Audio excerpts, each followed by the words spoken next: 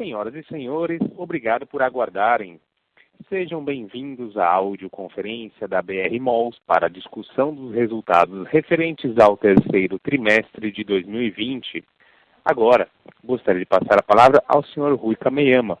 Por favor, Sr. Rui, pode prosseguir. Bom dia a todos.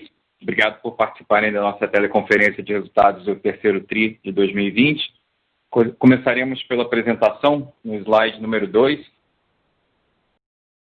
Desde o dia 8 de agosto, todos os nossos 31 shoppings do nosso portfólio retornaram com suas operações, estão abertos novamente ao público, ainda que com algumas restrições de atividade. A qualidade, força e abrangência do nosso portfólio garantiu que os processos de reabertura dos nossos ativos e de recuperação das vendas fossem mais rápidos e consistentes. Ao longo do terceiro TRI, observamos uma flexibilização consistente no horário de funcionamento. Fechamos o segundo TRI com o nosso portfólio operando por somente 13,5% do horário de funcionamento normal, mas esse percentual evoluiu, alcançando o valor de 45,7% em julho, 64% em agosto, 74% em setembro. O cenário tornou-se ainda mais positivo quando olhamos para o percentual registrado em outubro, que operou por 89,7% do tempo usual de funcionamento. No slide 3, apresentamos alguns indicadores que mostram que, apesar do cenário de limitação nas operações dos ativos, é possível observar uma evolução consistente nas métricas do portfólio. Em abril, nosso shopping de funcionário equivalente a apenas 1,5% do tempo de operação de 2019, com esse percentual, como mencionado, atingindo em outubro 89,7%. Em decorrência disso, a performance das vendas acompanhou essa melhora, com o indicador de SSS progredindo de um patamar em abril de 19,4% versus o registrado em 2019 para 86,5% em outubro. Esses números evidenciam a diminuição das restrições, que com a diminuição das restrições, o nosso público está retornando e o consumo acontecendo. Ao compararmos o fluxo de estacionamento no terceiro TRI com outubro, observamos um crescimento de 19% de outubro versus o terceiro TRI, evoluindo de uma média de 55% no terceiro TRI para 74%. Por fim, o tempo de permanência também apresentou melhora expressiva, registrando 85% do número apresentado em 2019, um acréscimo de 11,3% quando comparado ao indicador da mesma métrica no terceiro TRI de 2020. Além da tendência clara de melhora das vendas, isso mostra também a força dos ativos e os hábitos dos consumidores. No slide seguinte, apresentamos o mapa do Brasil sob duas perspectivas. No mapa da esquerda, apresentamos o percentual de domicílios beneficiados pelo auxílio emergencial oferecido pelo governo federal e na direita, o mapa contém o desempenho das vendas mesmas lojas do portfólio da BR Malls. Ao analisar a parcela de domicílios que foram beneficiados pelo auxílio nas diferentes regiões, é possível constatar que as regiões Norte e Nordeste tiveram maior alcance do benefício. Não obstante, ao comparar os dados das vendas mesmas lojas do portfólio BR Malls por região, percebemos que Norte e Nordeste também foram as que apresentaram melhor desempenho. Por outro lado, a região Sul foi a que os domicílios menos receberam auxílio em termos percentuais e, ao mesmo tempo, foi a que apresentou o menor desempenho de SSS no trimestre do portfólio. Por último, nas regiões Sudeste e Centro-Oeste, cerca de 40% dos domicílios receberam auxílio e ambas as regiões apresentaram aproximadamente uma redução de 34% no nível de vendas mesmas lojas comparado ao ano anterior. Embora no curto prazo as regiões Norte e Nordeste tenham apresentado maior resiliência devido ao auxílio, não podemos afirmar que essa diferença regional permanecerá em 2021.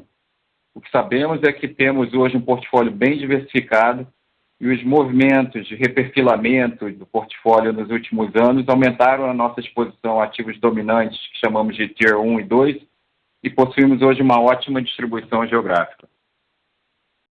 No slide 5, apresentamos a evolução mensal, de março a setembro, do número de propostas comerciais recebidas e comparamos com o número de propostas no mesmo período de 2019, ex-vendas.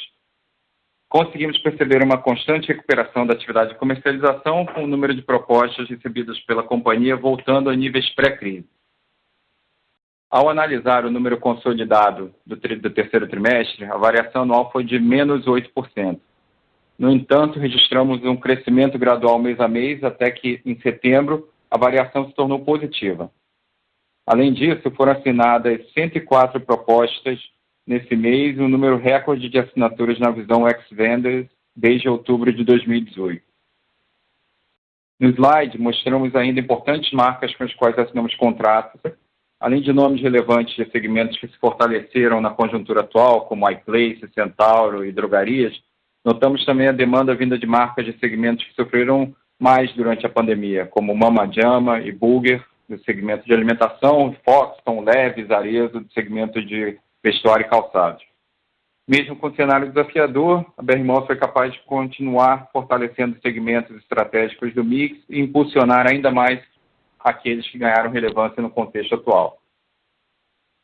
No slide 6, apresentamos alguns indicadores operacionais.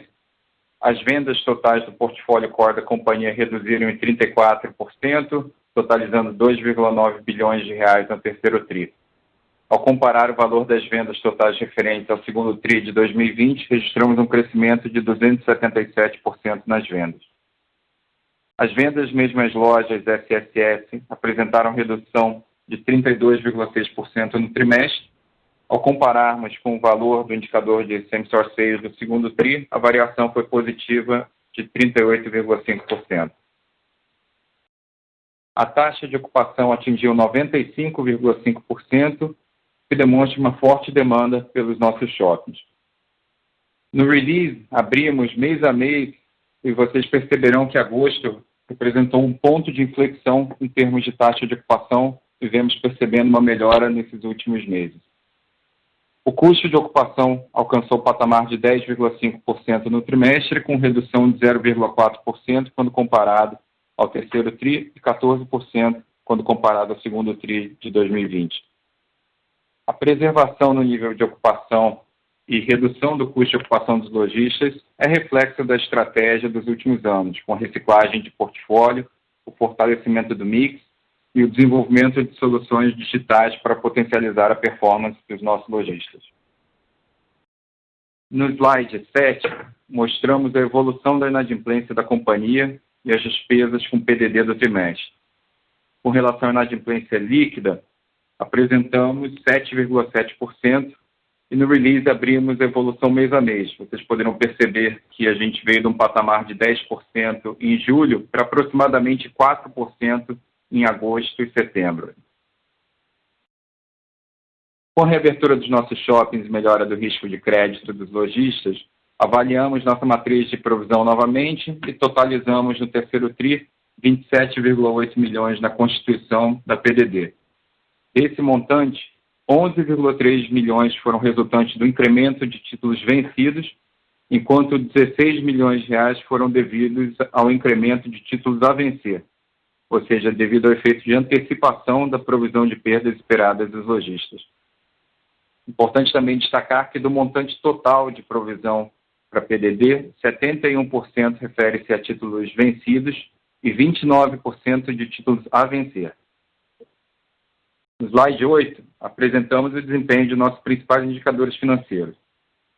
Apresentamos redução de 34,9% na receita líquida na visão ex-vendas, totalizando 207,8 milhões de reais, e redução de 35,6% no NOI do trimestre, também na visão ex-vendas, totalizando 183 milhões de reais. O EBITDA ajustado atingiu 116 milhões de reais, redução de 51% ante o terceiro tri do ano passado na visão ex-vendas e aumento de 138% na comparação com o segundo tri deste ano. Nosso FFO ajustado totalizou 45,9 milhões de reais, apresentando redução de 76% no tri quando comparado ao terceiro tri de 2020.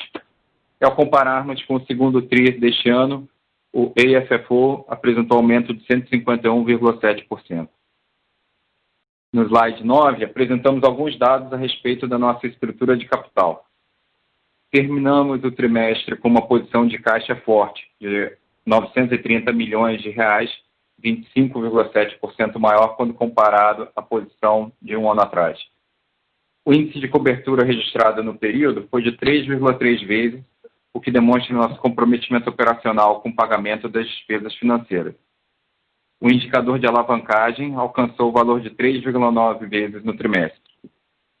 Para os exercícios de 2020 e 2021, a companhia totaliza, respectivamente, 33 milhões de reais e 266 milhões em amortização de dívidas, que evidencia que não temos compromissos relevantes para os próximos 2 anos. Possuímos uma estratégia clara de renegociação das dívidas e alongamento do cronograma de amortização, de forma a manter a solidez e força do nosso balanço. Por isso, como evento subsequente ao terceiro TRI, renegociamos a dívida do CCB com o Itaú, alterando seu vencimento final de março de 22 para outubro de 2025, com consequente alteração da taxa de CDI mais 1,8% para CDI mais 2,2% ao ano. Como evento subsequente ao terceiro TRI, a agência Fitch reafirmou o rating nacional da BR Malls em AAA, evidenciando a robusta estrutura de capital da companhia e a manutenção de uma sólida posição de liquidez e de um portfólio de ativos desonerados de alta qualidade. No slide 10, mostramos a evolução de nossas iniciativas digitais.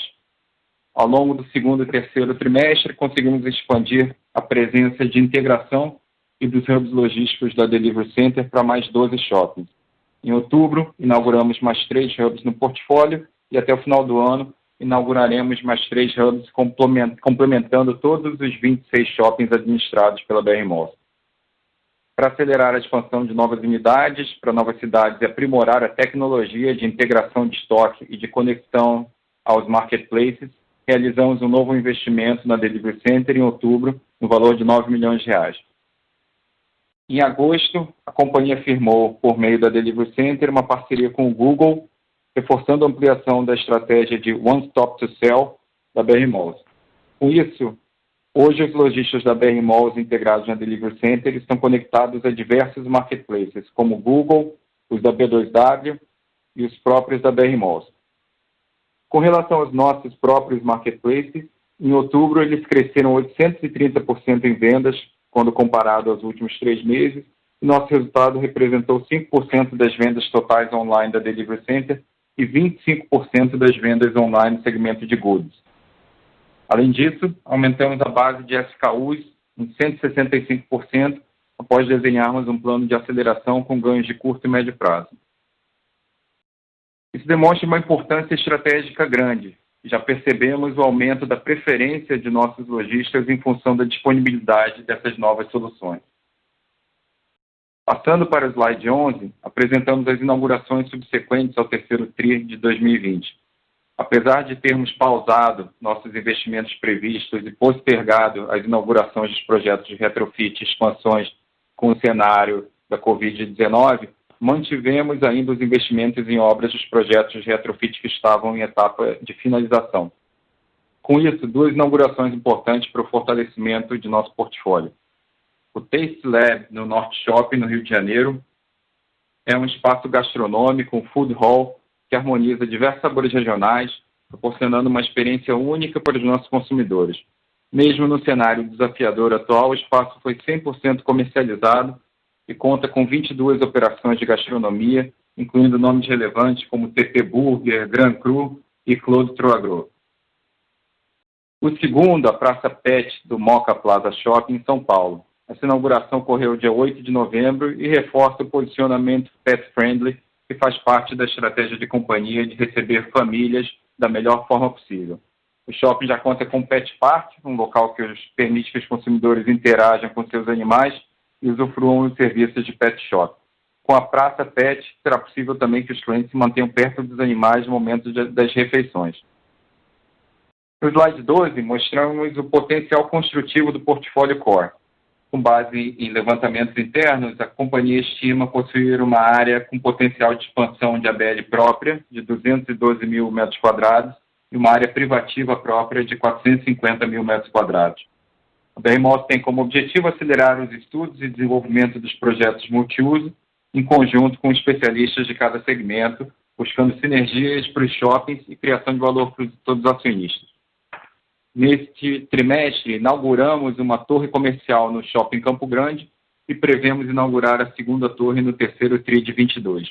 A entrega de chaves da primeira torre ocorreu em agosto de 2020 e o edifício conta com 25 andares, composto por salas comerciais de 40 a 400 metros quadrados, um auditório e para salas de reunião. Além disso, temos a expectativa de inaugurar o Hotel Bourbon no Shopping Catuai Maringá no próximo trimestre. O shopping contará com 14 pavimentos, contendo 120 apartamentos de 35 metros quadrados e será o melhor hotel da região toda. No longo prazo, acreditamos que os fundamentos do nosso negócio estão inalterados e que nossos shoppings continuam destinos desejados pelos principais varejistas e consumidores. No slide seguinte, mostramos nossos principais objetivos e o valor da BR Malls no curto e longo prazo. A ação BR Malls 3 encerrou o terceiro TRI de 2020 aproximadamente 42% menor do que o valor de fechamento do terceiro TRI de 2019.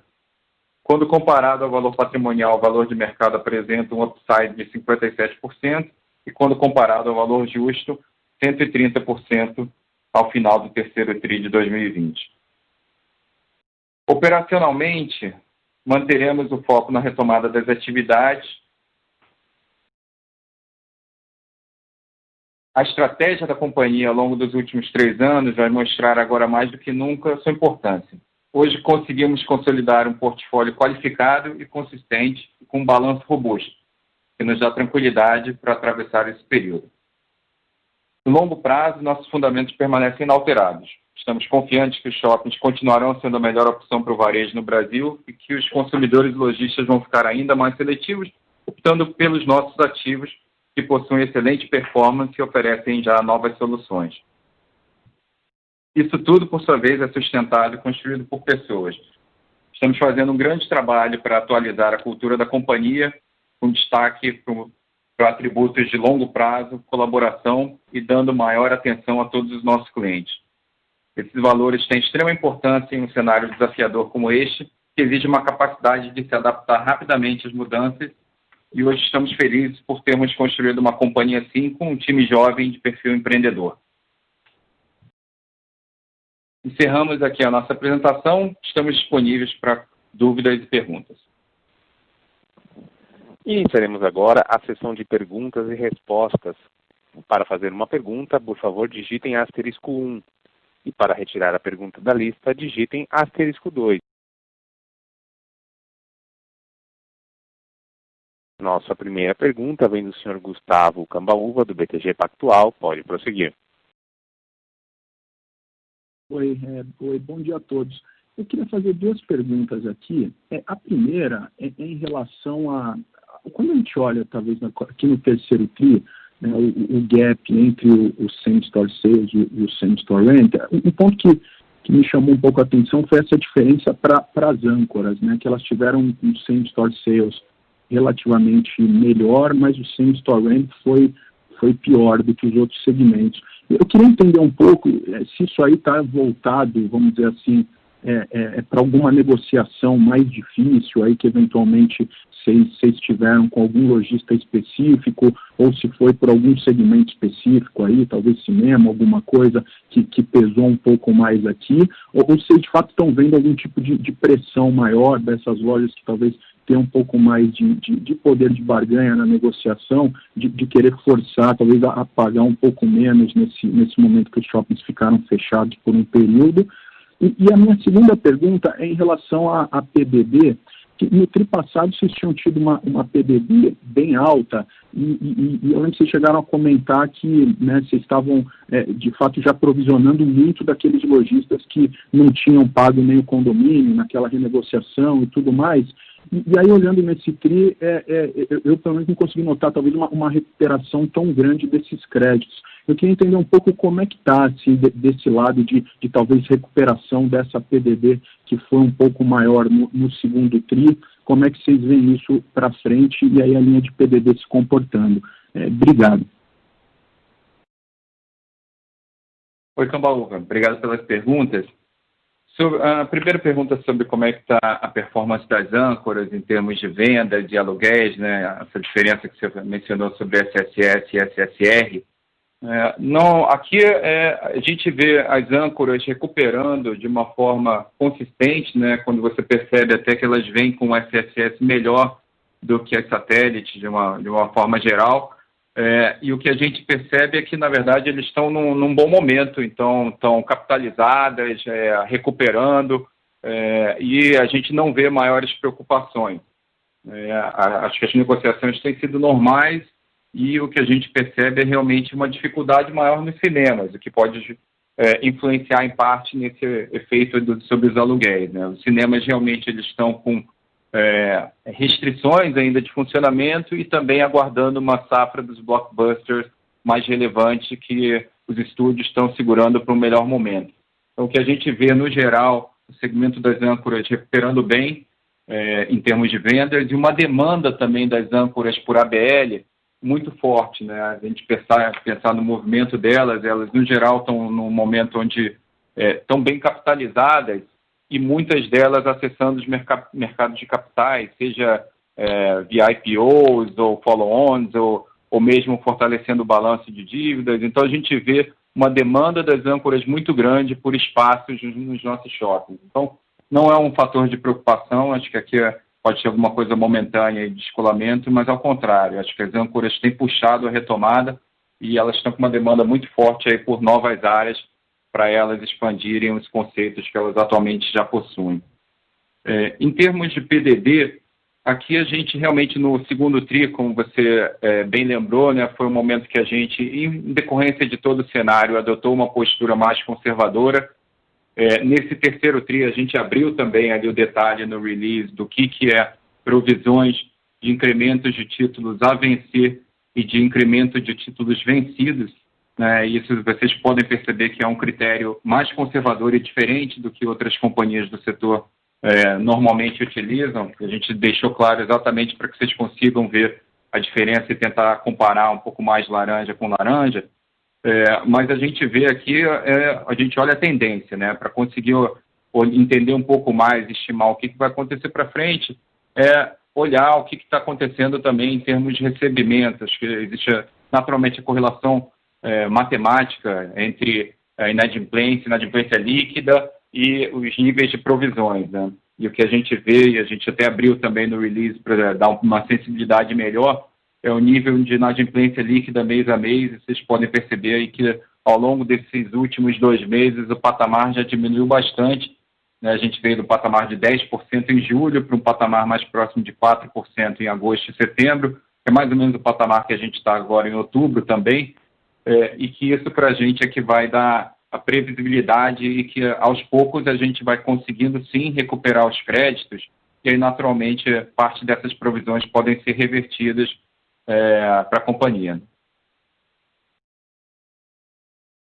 Tá ótimo, obrigado, bom dia. Obrigado. Próxima pergunta vem do senhor Alex Ferraz, do Itaú BBA, por favor, pode prosseguir. Bom dia, Rui. Obrigado pela apresentação. Eu tenho a pergunta aqui também em relação a essa quebra da performance por região, né, de sensores que vocês mostraram. Olhando agora outubro e um pouquinho, né, desse mês, dá para sentir alguma diferença na região norte e nordeste aqui em relação aí à diminuição no pagamento do auxílio, né? Teve essa redução aqui a partir de outubro. E a segunda pergunta, mais em relação a vocês voltaram a abrir, né, aqui dar um pouco mais de disclosure no potencial expansivo. Eu lembro que o discurso vinha muito alinhado aqui aos retrofits e, de fato, brownfields aqui estavam um pouco mais postergados, né? Dá para imaginar que vocês voltam aqui concomitantemente aqui aos retrofits já a imaginar um ou outro brownfield? Teria algum ativo na linha? Ou, de fato, era só para dar um disclosure melhor aqui no potencial? Oi, Alex. Obrigado pelas perguntas, né? Sobre essa questão regional, a gente tem recebido muitas perguntas e é por isso que a gente realmente abriu aqui, que acho que dá uma sensibilidade melhor para o que está acontecendo, né?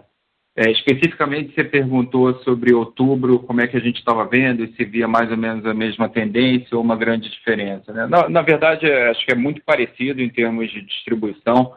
Talvez uma diferença é que o Shopping Recife, no terceiro TRI, o início do terceiro TRI ele não estava operando. Então, como ele tem um peso muito grande nas vendas e no NOI da companhia, ele puxou um pouquinho para baixo na região Nordeste. Quando a gente pega a foto de outubro, o Shopping Recife já estava na sua normalidade em relação aos outros shoppings do portfólio. Então, isso naturalmente ajuda um pouquinho quando a gente pensa no nosso SSS, né? Mas agora a gente não percebe uma grande mudança em relação à distribuição geral, não relativa em função da diminuição do nível do auxílio emergencial. Sobre o potencial construtivo, aquilo lá a gente deu esse disclosure, porque acho que é importante, assim, parte da nossa estratégia, sim, é expansões, e parte da nossa estratégia é de densificar os nossos ativos, aproveitar melhor o potencial multiuso.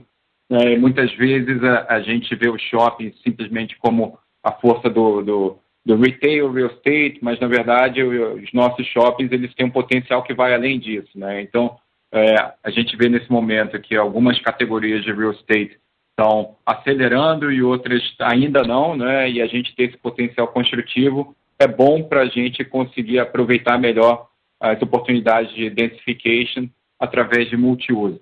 E aí a gente mostrou também esses cases recentes, né? A torre de escritórios lá em Campo Grande, que sem dúvida é a melhor torre de escritórios lá da cidade, fortalece muito o empreendimento, é conectado ao shopping. E idem o hotel lá em Maringá, que era um projeto que já vinha, ele está praticamente pronto, está aguardando só o melhor momento para inaugurar, mas vai ser o melhor hotel de Maringá e da região toda e é conectado ao shopping, né? Acho que expansões a gente ainda vê num horizonte um pouco mais de médio e longo prazo. Agora, esses projetos de multiuso já estavam acontecendo, fazem parte da estratégia, acho que fortalecem os shoppings, trazem sinergia de tráfego, de vendas, e a gente tem um potencial importante para ser explorado nos próximos anos. Tá ótimo, Rui. Obrigado. Obrigado, Alex. Próxima pergunta vem do senhor André Mazzini, do Citibank. Pode prosseguir. Oi, Rui, Fred, Derek, obrigado pelo call. Primeira pergunta, um follow-up na parte multiuso, né? Então, sobre Campo Grande e o Catuaí, o hotel. No Campo Grande, vocês desenvolveram junto de uma construtora Plaenge, né? Vocês colocaram ali. E como é que vai ser a monetização disso? As unidades, a torre está no balanço da BR Malls atualmente? Vocês vão vender para investidor ou até vários investidores? Ou não? Está no balanço da construtora e vocês receberam um percentual do VGV lá no começo? Como é que foi essa monetização e como é que vai ser? Se vai ter algum padrão, né, na monetização desse land bank que vocês abriram aí, que é extenso. E a segunda pergunta sobre as propostas comerciais que vocês receberam. Então, em setembro, um número já bastante bom, né, até melhor que setembro do ano passado. E aí vocês também abriram um pouco dos segmentos. E eu queria entender se basicamente todos os segmentos estão demandando, vocês até botaram alguns segmentos de comida que é até um pouco surpreendente para mim. Esses de comida, por exemplo, são casual dining, de sentar, etc. Esse tipo de inquilino, ele está seguro para abrir agora ou é talvez um outro formato de take-out, uma coisa assim, dado que, não sei se eles têm medo de segunda onda, se não tem, só para entender isso. E também se vocês puderem falar um pouco de leasing spread nessas novas propostas comerciais. Eu lembro que no passado vocês abriam, não sei quanto vocês podem abrir disso, mas como é que tá também na parte de preço e leasing spread nessas novas propostas? Obrigado. Oi, Mazzini, obrigado pelas perguntas, né? Sobre a questão do multiuso lá, a Torre de Campo Grande e o hotel lá de Maringá, esses foram casos onde a gente negociou a permuta com as contrapartes, né? Foram parceiros que a gente escolheu depois de um processo aí de escolher, entender qual era o melhor produto para complementar o produto do shopping, né? E no caso lá de Campo Grande, como você mencionou, foi da Plaenge, e lá em Maringá o hotel vai ser operado na bandeira Bourbon por alguns investidores como os proprietários do imóvel em si, né? Do empreendimento. Eles foram negociados e já foram registrados no balanço da companhia, da BR Malls, né? Então já transitaram pelos nossos resultados e pelo balanço. E o que a gente vê olhando para frente é achar os parceiros certos, e aí sempre olhando qual é o produto que complementa melhor o nosso produto, né, em termos de atributo, de posicionamento, de uso, de sinergia, e a gente explora uma ampla gama de tipos de produtos comerciais, hotéis, residenciais, médicos. Então a gente vai sempre entendendo região a região, shopping a shopping, o que complementa da melhor forma, e depois a negociação também é específica para a gente refletir qual é o melhor tipo de alocação de capital, o melhor tipo de risco-retorno que a gente pode ter em cada uma dessas negociações, e sempre procurando os melhores parceiros possíveis para aquelas regiões específicas, né? Sobre a questão da comercialização, realmente a gente teve uma aceleração bastante grande nesses últimos meses. Eu acho que isso é reflexo de algumas coisas, né? Primeiro, como a gente comentou, a gente fez uma melhoria bastante importante do portfólio ao longo desses últimos anos. Então, um portfólio mais consistente, mais homogêneo, naturalmente facilita as negociações. No momento que a gente tinha ativos mais frágeis e as negociações aconteciam com os principais lojistas, isso era um dificultador, e hoje em dia a gente tem um portfólio que é muito mais homogêneo e desejado pelos lojistas, então as negociações fluem de uma maneira muito mais fácil. A gente manteve, apesar de todo o cenário de Covid e a necessidade da gente reduzir custos, a gente entendeu que a nossa equipe comercial, que é a maior equipe comercial do Brasil, com uma área de key account muito grande, né, que em vez de negociar shopping a shopping, ela dá um atendimento super bom, marca a marca. A gente entende que esse é um dos diferenciais e vantagens competitivas nossas. A gente preservou o time todo de key account, mesmo nesse cenário, já acreditando que a gente estava passando por um hiato temporário por conta do cenário de Covid, mas que isso ia voltar. E o que a gente está vendo é que acho que a combinação dessa capacidade de execução comercial, junto com um portfólio mais forte, as novas soluções digitais, que isso claramente, perante os lojistas, já é percebido e eles conseguem imaginar como é que isso vai ser no ano 2, ano 3, isso traz uma preferência maior relativa em cada uma das praças. E acho que a gente também está sendo favorecido por um cenário de Selic que ajuda muito, né? Então, essa Selic nesse patamar que está, naturalmente empurra os lojistas a considerarem antes viabilidades que não eram atingidas, agora passam a ser atingidas, e isso tem um impacto tanto para lojas próprias, mas muito também para franqueados. O mercado de franquias, acho que nunca viveu um cenário tão bom quanto o atual para novas franqueados, então a gente está conseguindo capturar essa demanda de uma forma bastante efetiva, e como a gente trouxe aqui alguns exemplos em diferentes segmentos, né? Desde moda, mas também segmentos de serviços, artigos para casa. Então, meio que across the board, a gente está conseguindo capturar essa demanda maior, o que para a gente é determinante, né? A gente tem, nosso business é um business de longo prazo, então é claro que a gente está super atento ao trimestre, mas o que a gente tem que garantir é que a gente está na tendência correta e capturando os movimentos certos para o longo prazo, né? Manter o mix do shopping atualizado, atrativo, dinâmico, com isso mantendo a taxa de ocupação alta, os níveis de inadimplência baixos, e aí naturalmente a conversão para aluguéis vai acontecer. Esse é o ciclo do nosso negócio, né? Então a gente traz um pouco mais de informação nesse sentido, exatamente para vocês terem essa sensibilidade de como é que a comercialização e o mix está acontecendo na prática. Especificamente sobre o segmento de restaurantes que você comentou, né? Acho que o que está acontecendo é um pouco de flight to quality, né? Realmente está tendo pensar no segmento de restaurantes como um todo, ele está sofrendo. Agora, se pensar nos restaurantes dentro dos shoppings, eles têm algumas vantagens. Ele tem, naturalmente, a vantagem de estar num mix planejado, onde a presença de determinada marca de restaurante atrai mais consumidor e atrai vendas possíveis para esses outros restaurantes que estão presentes. Então, a própria força do mix ajuda vis-à-vis outros shoppings ou vis-à-vis o restaurante em rua. E o outro é que eles estão percebendo que as próprias soluções digitais ajudam muito. Então, ao ele se integrar a um shopping da BR Malls, um restaurante sabe que ele vai conseguir vender em todas as plataformas de alimentação.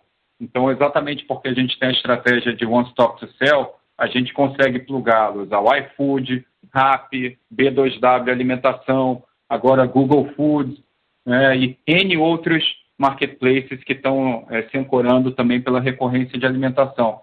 E, ao mesmo tempo, a gente cuida da logística last mile deles, né? Exatamente porque esse é um serviço que já está integrado. Então, quando ele pensa, olha, eu tenho capacidade de investir mais uma unidade, eu vou investir na rua, em shopping ou em shopping da BR Malls. Quando ele vai fazendo essa comparação, ele dá preferência para os nossos shoppings exatamente por causa desses fatores, né?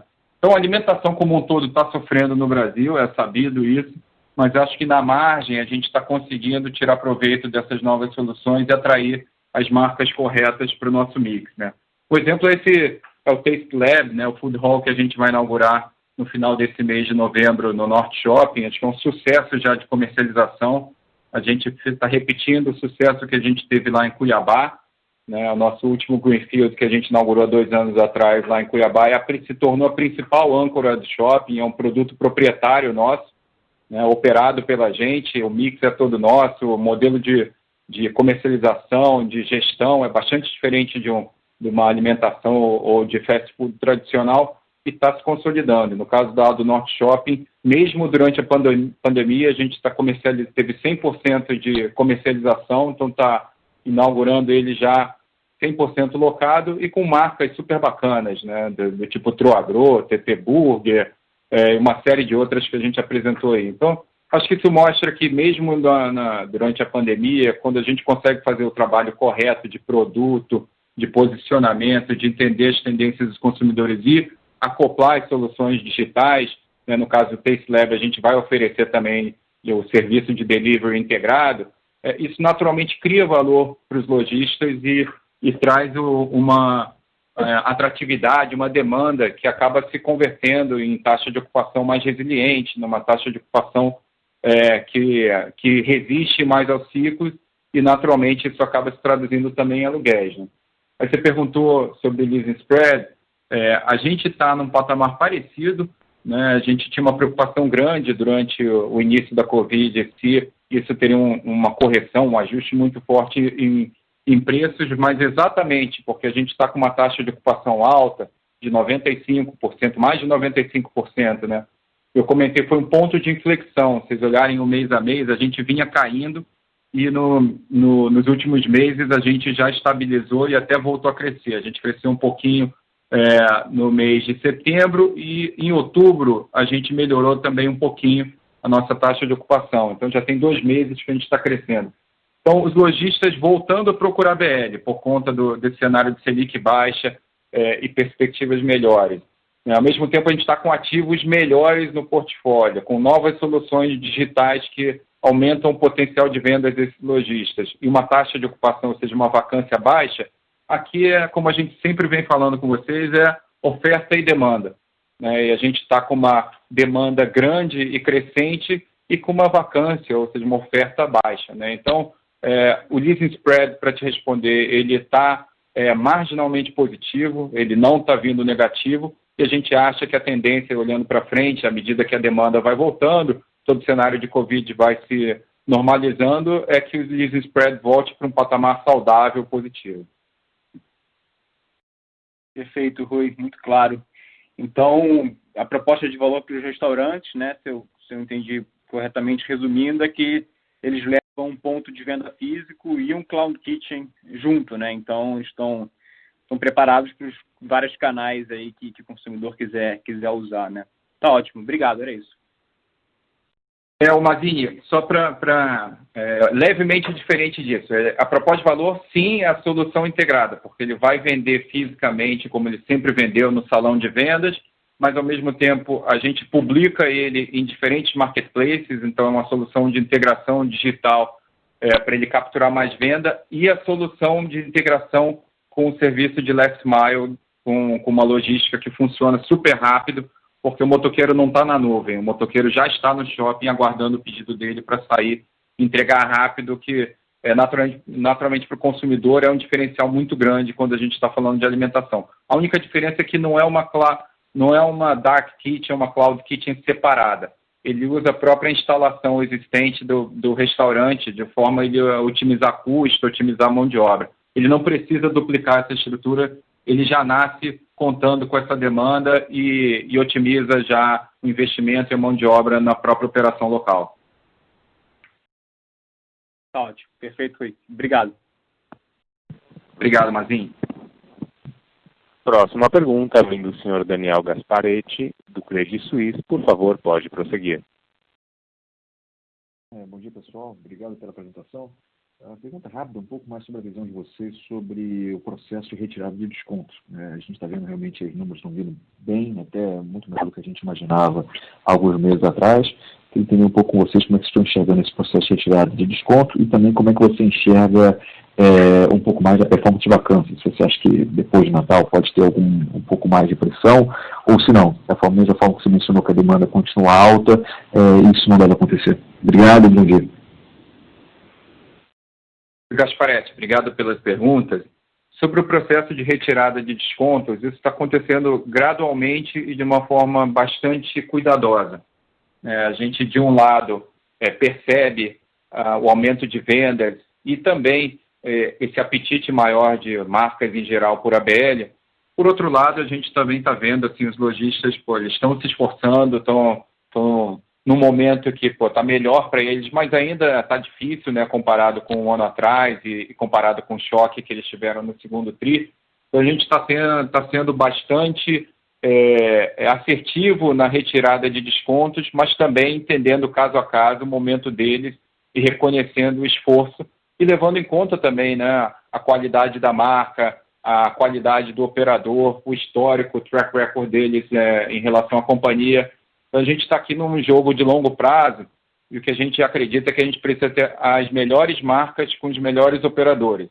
E é claro, acho que a gente já deu uma cota de contribuição enorme durante o segundo tri, vários meses aí do terceiro tri, com descontos e ajuda, e é esperado, e é a tendência que a gente vá retirando os descontos. Esse é o direcionamento e é o que está acontecendo. Não obstante, a gente tem uma sensibilidade grande com eles e está olhando longo prazo para preservar assim, os fundamentos do nosso negócio, que é um mix ótimo, com as marcas certas, com uma alta frequência dos consumidores, e a gente reconhece que ter os operadores e as marcas certas é muito importante. Então, tem sido caso a caso, a cada mês a gente vai retirando mais os descontos, porque eles já têm uma capacidade maior também de vendas e de pagamento, e a gente espera que isso esteja normalizado aí já nos próximos meses. Sobre a questão de vacância, acho que a gente, é um pouco o que eu comentei na pergunta do Mazini, né? A gente tem visto todos esses fatores que aumentam a atratividade pelos nossos shoppings e a gente tem mantido, então, uma das melhores taxas de ocupação do mercado e uma demanda resiliente, né? Tanto dos lojistas atuais, eles veem um nível de inadimplência relativa baixo, com uma taxa de ocupação alta e uma capacidade de comercializar bastante alta. Então, quando a gente vê essa composição, a gente acha que no primeiro tri de todo ano sempre tem algum nível de sazonalidade, né? Isso é histórico, é a característica setorial, característica do nosso negócio. Não obstante, a gente, por conta de todos esses fatores, a gente acredita que a gente vai conseguir melhorar e controlar de uma forma bastante assertiva a vacância no primeiro tri e melhorando isso no segundo, no terceiro. Então, acho que tem, claro, essa sazonalidade, mas também tem toda uma expectativa, a perspectiva da vacina está descoberta e cada vez mais disseminada ao longo do ano que vem. Então, acho que quando a gente pensa no nosso business ao longo dos próximos trimestres e anos, a gente não tem dúvida, né? E preservando o mix correto, o relacionamento com as marcas, desenvolvendo e aplicando essas novas soluções digitais, acho que isso naturalmente vai ajudar a gente a ganhar mais share, vai ajudar a gente a ter uma taxa de ocupação bastante alta e isso retroalimenta o modelo todo, né? Tá ótimo, Rui. Muito obrigado. Bom dia a vocês. Obrigado, Gasparetti. Próxima pergunta vem da senhora Fanny Orengue, do Santander. Pode prosseguir. Bom dia, Rui. Bom dia, Fred. Bom dia, Derek. Minha pergunta, boa parte delas já foram respondidas, mas eu tenho uma pergunta com relação a iniciativas digitais. Então, vocês colocam no release que faltam somente 6 shoppings, né, agora para estarem com operações de delivery center.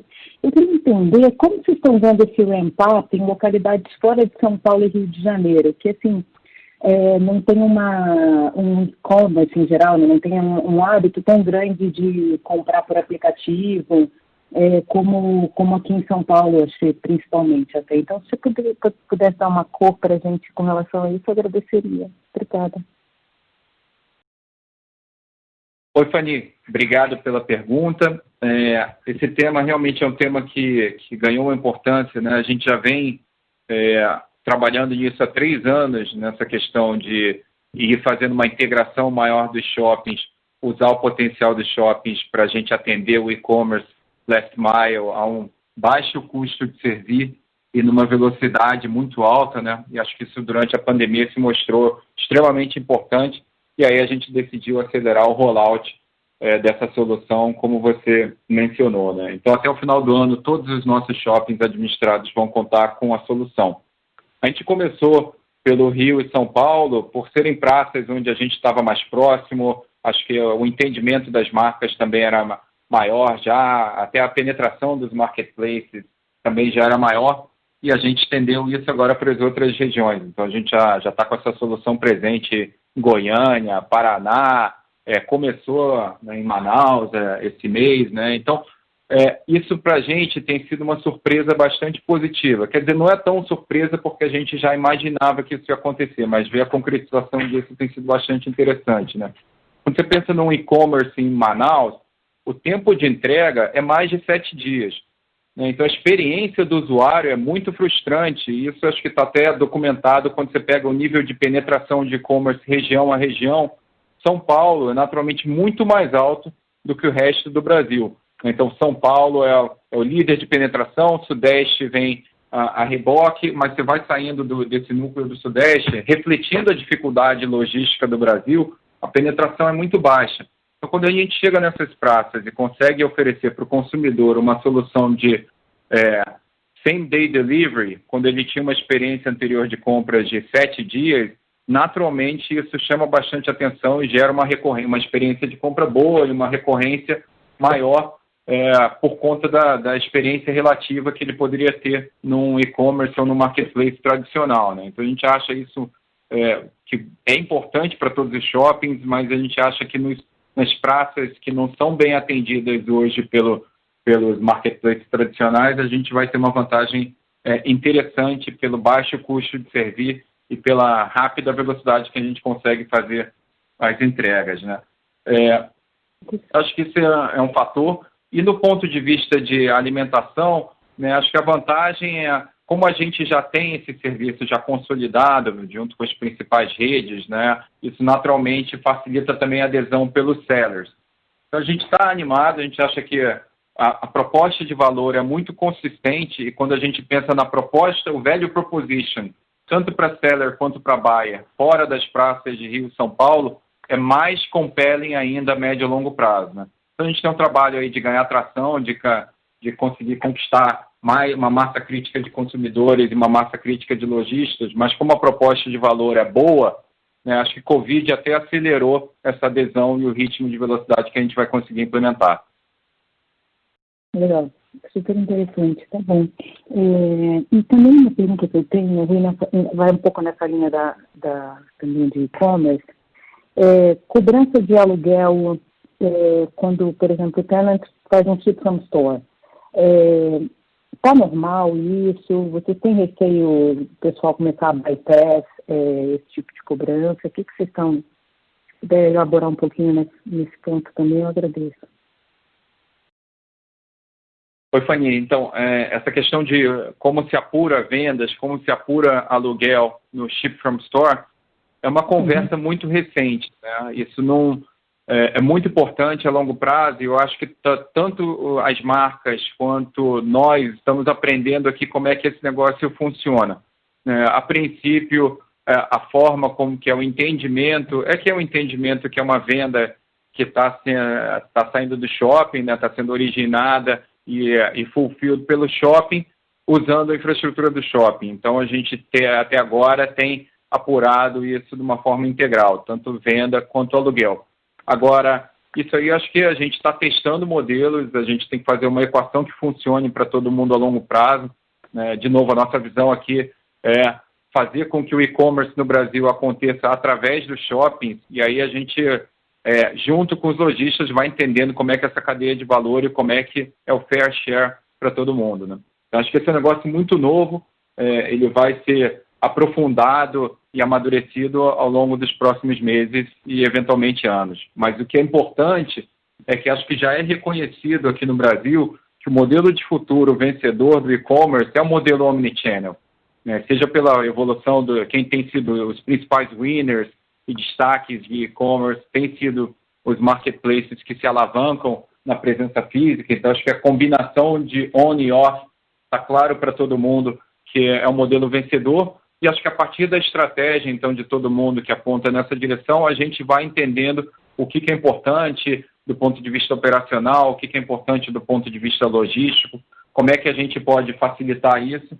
Mas o que a gente tem muito claro é, na medida que a gente usa a nossa escala para a gente ajudar o lojista a executar a estratégia omnichannel dele, naturalmente a gente cria muito valor para eles, ganha a preferência deles regionalmente ou localmente, e aí, a partir da gente ter criado valor em conjunto, a gente vai sentar e discutir como é que ficam os economics desse modelo. Ótimo. Beleza, Rui, muito obrigada. Viu? Obrigado, Fanny. Próxima pergunta vem do senhor Jorel Guilotti, do Morgan Stanley. Pode prosseguir. Bom dia para todos. Obrigado por a call. Eu tenho duas perguntas. Em primeiro lugar, eu gostaria de saber se vocês poderiam comentar de maneira geral para a saúde financeira de seus inquilinos mom and pop, particularmente para a região sul e sudeste. Eu pergunto porque já passaram 6 meses de vendas abaixo de capacidade. Então, eu queria entender se vocês acham que as vendas do fim do ano poderiam ajudar materialmente a posição financeira desses inquilinos mom and pop. E se isso pode limitar um aumento excessivo de inadimplência, porque normalmente no primeiro tri a gente vê a inadimplência subir depois do Natal. Minha segunda pergunta é sobre sua estratégia comercial. Então, eu queria entender se sua estratégia em relação aos vencimentos do aluguel daqui para frente seria mais focado em conseguir novos inquilinos ou em renovações de contratos. Então, eu queria saber se essa estratégia está mais focada em seguir melhorando o mix de lojista por tipo de inquilino, ou se está focado mais em melhorar, conseguir inquilinos com uma melhor capacidade de pagamento do aluguel. É isso. Obrigado. Oi, Joel. Obrigado pelas perguntas, né? A primeira questão que você perguntou sobre a saúde financeira dos lojistas mom and pop. A gente não está vendo uma grande diferença regional entre eles, né? Você perguntou sobre Sul e Sudeste, acho que não é muito diferente do que a gente vê no resto do Brasil. E a gente tem sido surpreendido positivamente, né? Eu acho que assim, por uma série de fatores.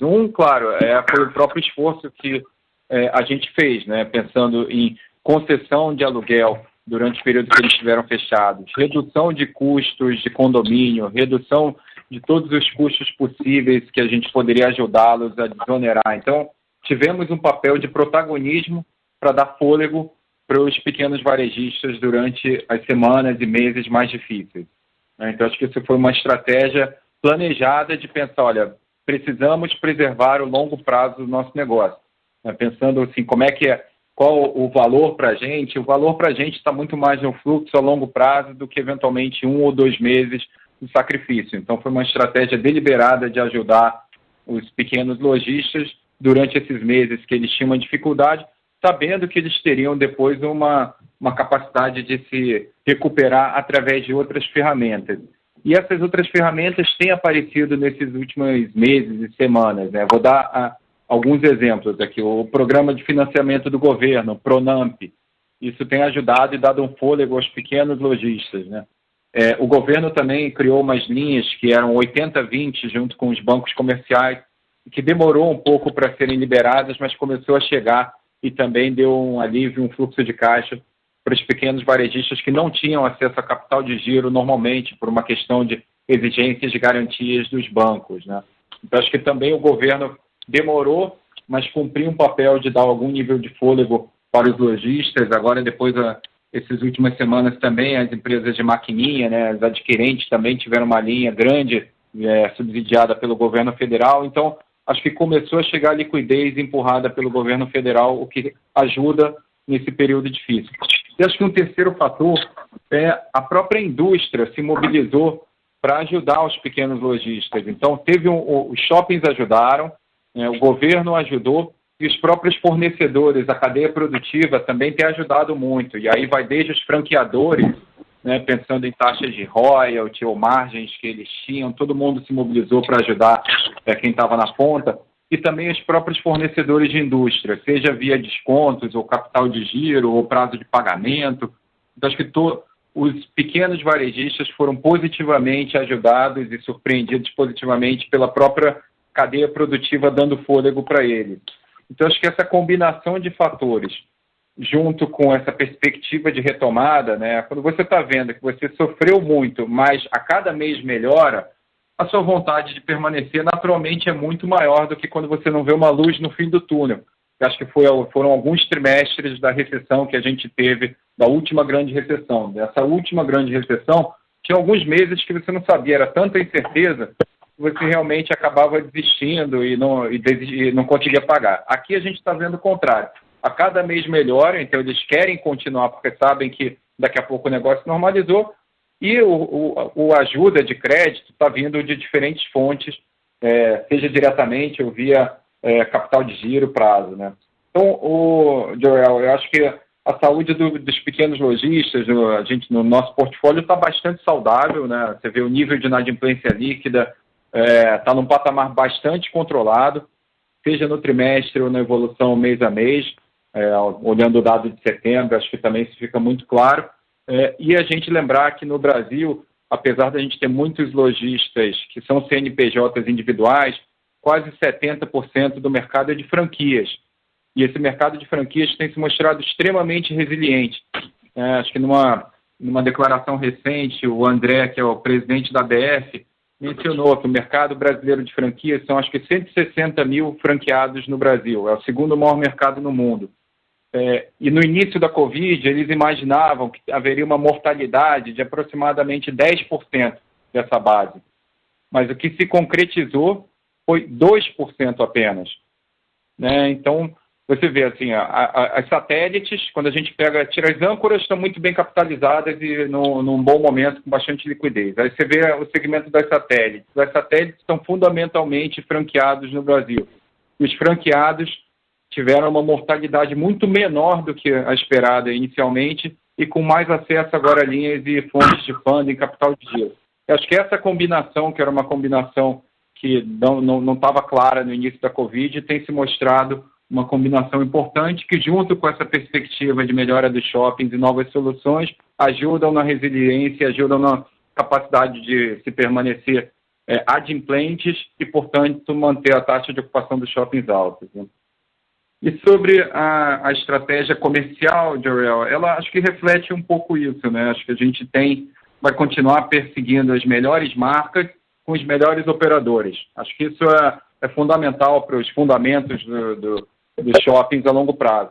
A BR Malls fez um trabalho muito grande nos últimos 3 anos de reperfilamento, né? Então a gente vendeu os shoppings non-core que a gente acreditava que era a decisão correta para o longo prazo, e ao mesmo tempo, vocês vão lembrar, a gente fez uma substituição grande no mix de lojistas. Foram vários trimestres de turnover alto, de inadimplência alta, e até a gente diminuiu a taxa de ocupação para conseguir limpar o mix e recomercializou com os conceitos certos, até demonstrados aí pelas vendas por metro quadrado, que foram crescendo trimestre após trimestre. Então, a gente entrou na crise da Covid com o portfólio certo, com o mix certo, com inadimplência zero e com taxa de ocupação a maior dos últimos 4 ou 5 anos, né, que foi o início desse ano de 2020.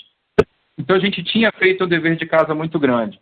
Aí veio a Covid e está machucando todo mundo. A nossa estratégia comercial, primeiro, é ajudar as marcas certas, que são as marcas que já estão dentro do shopping. Então, primeira prioridade é preservar o nosso mix, ajudar o lojista que tem sido nosso parceiro de longo prazo. Agora, quando eles não tiverem condições, ou porque a marca não faz mais sentido, está tendo problemas com a marca mãe, ou porque eles se descapitalizaram de tal forma que não há mais como eles permanecerem, aí a gente vai substituir, e como eu mencionei, a gente está trabalhando ativamente, tem um pipeline grande aí de marcas para entrar em cada um dos nossos shoppings, né? Então, essa é a nossa estratégia comercial. Tá, fica claro. Muito obrigado. Obrigado, Joel. Próxima pergunta vem do senhor Jonathan Coutras, do JP Morgan. Pode prosseguir. Bom dia, pessoal. Obrigado pela pergunta. A minha dúvida é como estão as conversas com os credores em relação ao coverage, né? Porque agora no CTI a BR passou do threshold de 3,8 vezes, né, indo para 3,9, só que esse EBITDA claramente não é recorrente, no caso de todo o impacto da pandemia, que a gente vai discutindo. Então, queria ver um pouco como essa métrica vai evoluir e essas conversas estão progredindo. Obrigado. Oi, Jonathan, obrigado pela pergunta. Esse assunto dos covenants é um assunto que não nos preocupa, né? Como vocês viram aí nesses últimos dados, o operacional tem vindo melhor a cada mês, né? Então, isso refletindo tanto em nível de receitas quanto em provisões melhores. A gente fez um trabalho de custos e despesas também bastante assertivo. Então, é um assunto que não nos preocupa, a gente também está sempre avaliando soluções, então a gente não tem muito o que falar sobre isso. Ok, obrigado. Obrigado. Não havendo mais perguntas, retornamos a palavra aos palestrantes para as considerações finais.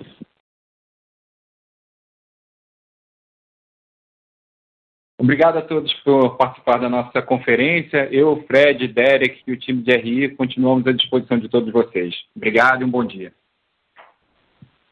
A audioconferência da BR Malls está encerrada.